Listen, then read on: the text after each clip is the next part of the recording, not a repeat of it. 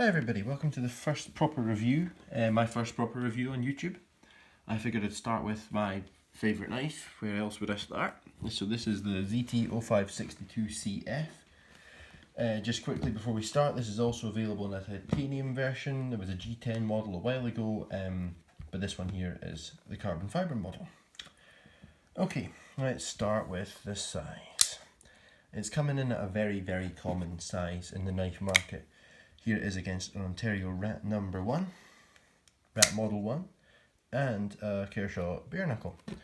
And you can see that it's very similar size-wise with both of them.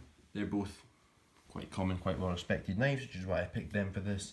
But yes, it's quite a standard size. The blade length 3.5 inches. It is 0.156 inches thick, which does make it a thick blade. You can see it's quite a bit thicker than the bare knuckle, and a little bit thicker than the Rat 1 as well. It's quite a thick blade. It is a closed length 4.8 inches. 4.8 inches makes it pretty reasonable sized. Given the blade length, you can see the Rat 1 is probably slightly longer there. Bare knuckle's a little bit more compact looking, but in terms of length, basically the same. Okay, get them out of here. Oh, it's also 1/2 inch thick. Overall 1/2 inch thick, slightly thinner than the Ontario Rat, slightly less than the bare knuckle. It does weigh 5.5 ounces, which is a lot of weight for a knife of this size particularly. A lot of people want to see their knives weigh less than an ounce for every inch of blade. This is not one of those knives. ZT has a great reputation. ZT's a well-known manufacturer. They're well known for making high-end knives. They're owned by KAI. KAI are the same people who own Kershaw. So Kershaw and ZT are very closely related. ZT tends to make more premium knives. Kershaw tends to make cheaper knives. Still sometimes in the USA, sometimes in China. All ZT stuff's made in the US. The biggest difference between the two for me is usually materials. ZT only uses top-of-the-line blade steels, basically, and top-of-the-line materials for everything, in fact. So here's a USA-made Kershaw, USA-made ZT. It's a better blade steel, carbon fibre instead of aluminium handles, that kind of thing. Relatively standard differences between a ZT and a Kershaw. Both companies have great warranties, very similar warranties, of course. Now, like most ZTs, this knife is on bearings. Full disclosure for this review, I've swapped mine over to ceramic bearings now, instead of the steel bearings that it comes with. Honestly, it's not a huge difference. The action stuff that you're going to see here is going to be very similar to what you could expect if you just bought one of these, well, after you've broken one of these in, on the steel bearings.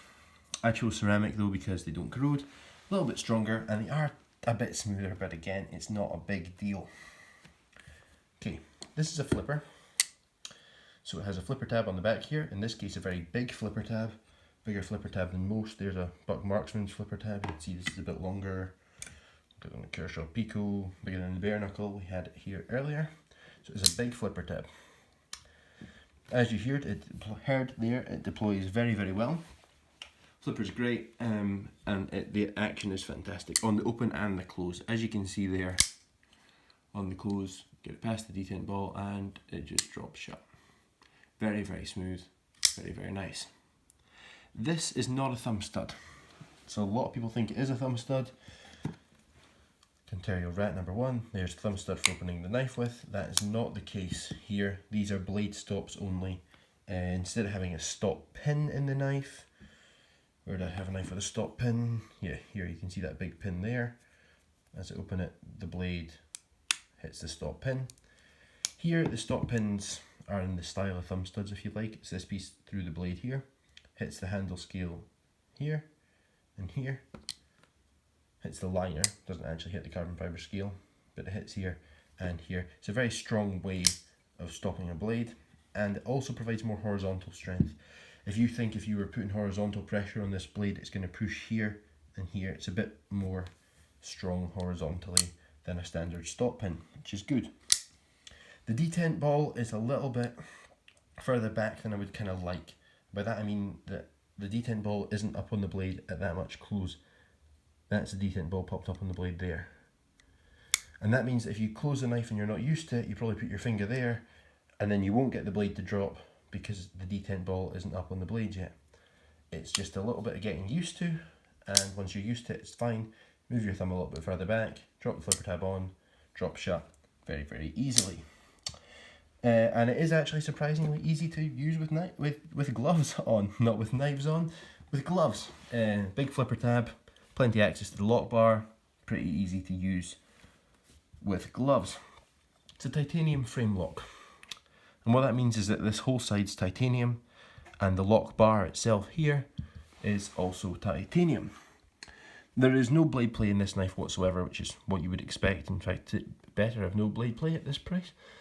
As you can see, the lockup is still pretty early. It will break in even further over even longer time, but it's locking up plenty securely for now, and that's far better than it locking up too far over. It has a hinderer style over travel stop here. It is a hinderer design, so you would expect that, but it also has a second over travel stop hidden in here. It's going to be quite hard to show you, but you can see there's a black area here. That's because the lock bar insert, which is held in by this screw, is going up underneath the titanium here, giving it two over travel stops. Over travel stops stop you pushing the lock bar across too far and breaking it out to the side. So they're basically there to protect the knife. Does it need to? Definitely not. But there's no real downside to having two of them there. Like I said, there is a lock bar insert, which is held in by this screw. It's a steel lock bar insert, which is pretty normal. You can see it in there, I think. Yeah, you can see there's a different material just in here, just underneath the titanium. That's good. Titanium doesn't wear as well as steel usually, and being against a hard blade steel, it can wear away titanium relatively quickly. Relatively quickly is probably not the right term. Over a long time, but quicker than a steel insert. Steel inserts also help eliminate lock stick, and there is no lock stick here. It's a carbon fibre handle scale, like I mentioned at the start. It has a steel liner underneath, which is lovely. That means that the bearings in the pivot are running against the steel liner, not against the carbon fibre, which is great. Has standoffs in the back, which gives it an open construction, which is again great. Lets you see what's going on inside, really. If there's any dirt, you can see it, and it tends to let dirt and stuff pass through instead of getting stuck in. So the blade steel. The blade steel is the last material we're going to talk about just now. It is CPM 20CV, which is a powdered steel from Crucible, which are a US company. It is a great all-round steel, one of the most respected blade steels on the market at the moment. Basically succeeds across the board. It has great edge retention, it has good corrosion resistance, it has good strength. There's no real letdown here, except it's a bit of a pain in the backside to sharpen, but you expect that with a high-end strong steel. Let's talk about the quality. Although there isn't a huge amount to talk about with the quality, it's a high-end knife. It feels like a high-end knife. It feels like a very, very well put together tool. It is what you'd expect. The blade centering's pretty good. The blade centering's basically spot on, in fact. The screws are great. It's a minor thing. You would think it wouldn't be an issue, but it sometimes is. Looking at the Buck Marksman here, review on that one to come. The screws here are T8 for the pivot. It is unfortunately a free spinning pivot. That means you need a T8 on both sides to adjust the pivot. The three body screws here are T8, and there's a T10 in the back. Why it needed to be a T10 in the back, I don't really know, but that's how it is, and it's not an issue. Now, I mentioned the free spinning pivot, but it's not too big an issue. Other than that, it's a very easy knife to take apart. It's quite a simple construction, easy to take apart, clean, maintain, if that's your choice. That's especially good with this being a sort of hard use style knife that's running on bearings. A lot of people don't like hard use knives on bearings. They say a hard use knife should be on phosphor bronze washers, like the Rat 1 that we saw earlier. It stops dirt getting in. Bearings do get dirt and stuff in there, but honestly it isn't as big a problem as I feel like most people make it out to be. I've used this in all manner of conditions on bearings. It's been fine. If it does get dirty, I just take it apart and clean it. It's not an issue. Let's talk about the pocket clip. This is a complete success story of a pocket clip. As you can see here, it carries very, very deeply. The material of your pocket's going to come right up to the end here. You're going to have very, very little showing out your pocket. And because the pocket clip's at a bit of an angle, if I put this up to where the pocket clip go to the top of your pocket, imagine this is the top of your pocket. That's a straight line for where the knife would hang. If it was a straight pocket clip, your knife would be in a straight line underneath there. The pocket clip's at a bit of an angle. The knife's hiding in the back corner of your pocket. Just great. Really helps how the knife is in your pocket when you're carrying it. Also, the curve on the back of this knife makes it a little bit easier to get your hand in, and because of the curve, it's going to kind of push your hand out the way of this flipper tab a little bit. So the big flipper tab isn't going to be as big an issue as it would if they hadn't done that. The pocket clip is also reversible. Reversible for tip up carry only. Tip up, pocket clip at the top. This knife can only be carried tip up, but the pocket clip can be flipped over to the other side. And that's part of the brilliant clip design here, is that it can be flipped over to the other side, but there isn't any ugly screw holes. 2 screw holes here for that clip, no screw holes here. A lot of people probably don't even know that you can change the pocket clip over, but you can. Okay. The clip also lands on smooth titanium, which is great. It means that as you're putting the knife in and out the pocket, there's not too much grip under the clip, which doesn't tear up your pockets that badly. That's good, it's helpful. It isn't a light knife, but a 5 and a bit ounce, it's fine. It doesn't bother me. I'm not someone who's usually particularly bothered by the weight of a knife in their pocket, but if you are, you probably aren't too interested in this one. The ZT-0562 has a very sort of conventional blade shape. You know, some flat, some sort of belly towards the tip. And it has what's called a Hinderer slicer grind. It's another piece of Rick Hinderer's design. If we compare it to a more standard grind, see there's a flat line down here where the grind gets up to the full thickness of the blade. So the thickness of the grind, if you like, the height of the grind is the same here as here. On the ZT there's a shallower grind and a thicker grind. See this diagonal line going up, and that means that at the back of the handle, where you're going to do most of your sort of hard cutting, if you're putting a lot of force onto something, you tend to have it right up here. So you get a thicker edge essentially here, and a more slicey edge out here where you tend to do more precise work. That's great. Fine with me, I like the grind. The tip's pretty great. Hard to show on the background there. There we go. So the tip's pretty great. It's strong enough, but it's not too imprecise. It's not overly thick. I think it's a great tip for this style of knife.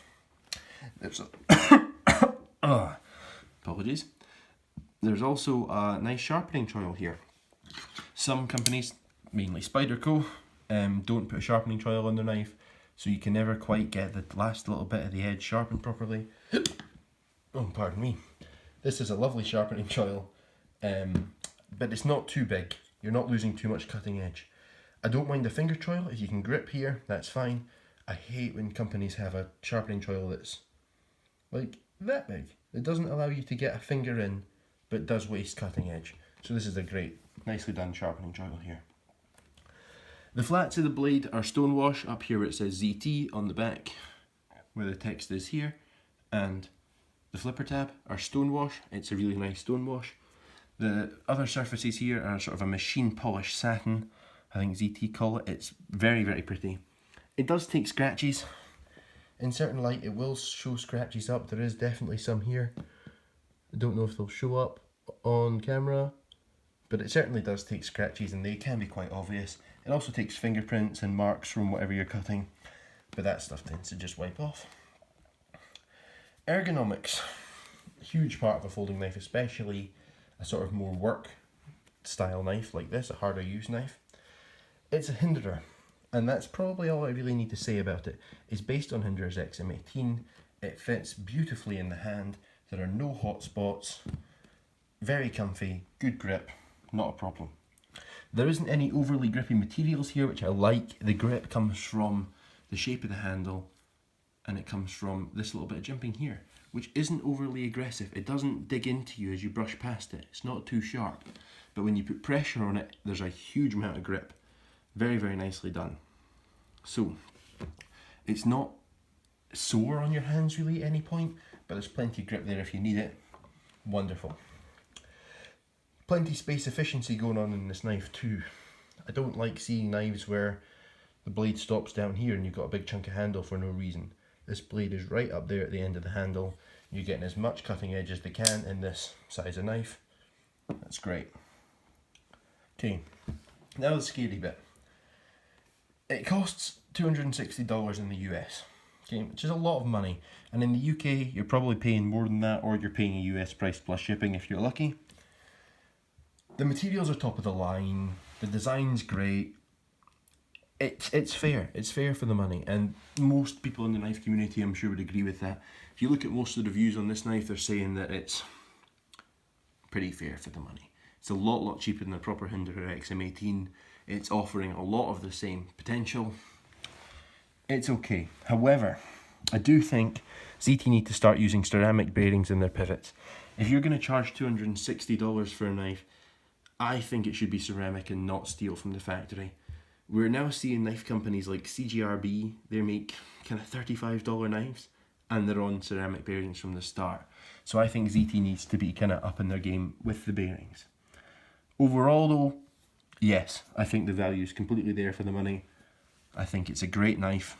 In terms of functionality, quality, materials, all the way across the board. It is relatively thick. It's not the sliciest blade in the world. It's not, if you're looking for something to sit and open letters with, no. But for a sort of relatively hard use work knife, I think this could be great. And if you're willing to spend the money, I think it'd be a great knife for you. So in case you can't tell, I love it. I'm a big fan of it. It's become my most carried, most used knife since I got it. Yeah.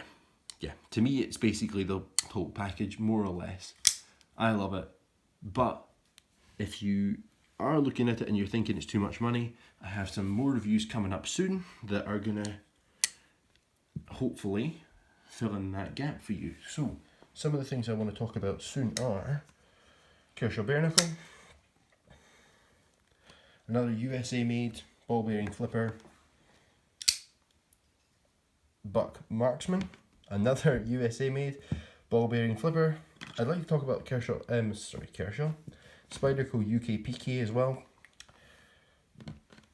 I really don't know what I'm going to say about the Marksman. It's such a conflicting knife. The other two, it's mostly positive. So if you're interested in them, hopefully I'll film those and put them up relatively soon. Other than that, thank you very much for watching. Bye.